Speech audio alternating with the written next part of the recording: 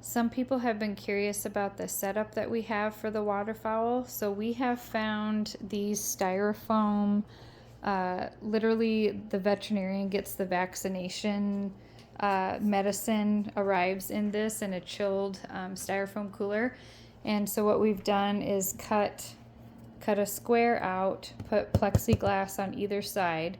The duct tape is just extra. There is some glue here that we've used to glue it there. The duct tape is just extra to keep the heat in and the humidity in. You can see, let's see if you can see the humidity dial in the back. So that's just from the Tractor Supply store for like 99 cents. And it happens to be that a single light bulb is enough to heat this to just about 100 degrees. I do have a towel on it because it's been a little cool. I've had to kind of monitor the house temperature. Like you have to watch, like if you have windows open, it's going to get hotter quicker in here. But my house is set to 68 normally. But the towel is just a little bit extra that it needed. My husband also put in this dial thingy. It's a temperature controller, and it'll turn on and off that light bulb. It's hooked up to turn that on and off when it reaches a certain temperature, and he has it set to 98, but we know that 98 for this is actually more like 99 or 100. So anyway, it'll turn that light bulb off when it gets too warm. And then I use those sponges. They're just regular like dishes sponges. Of course, they're brand new and never been used for dishes because you don't want the bacteria floating around in there. But I will wet those, and that's how I control my humidity. Now at hatching, I jack the humidity up quite a bit.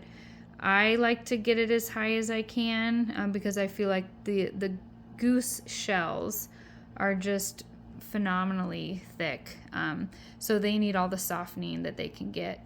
And then of course, while you're incubating, you want to use filtered water to spray down your eggs every once in a while, probably just once a day when you just at one of the turning times. I turn my eggs at every meal time and then before bed, so they get a total of 4 turns in a 24-hour period. And that's just easy for me to remember because this is sitting in my dining room.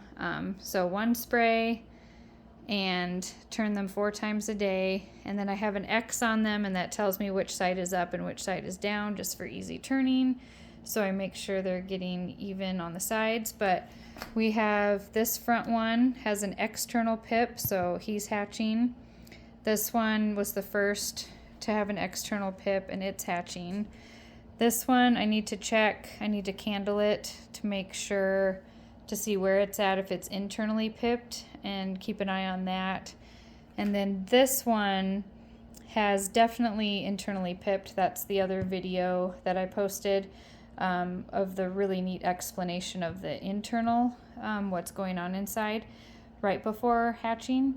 And that one I might need to give an external pip because I don't want it to suffocate that shell. It seems like he's been working on that for a while. So before I go to bed tonight, so it's like 9:30, 9:45 at night, if he's not externally pipped before I go to bed, I'm just going to take a screw and just give him a tiny little hole, put him right back in, and he'll be fine. But that's just so he doesn't suffocate overnight if he can't get out. So that's our setup. That's the explanation here while we're starting our hatch period.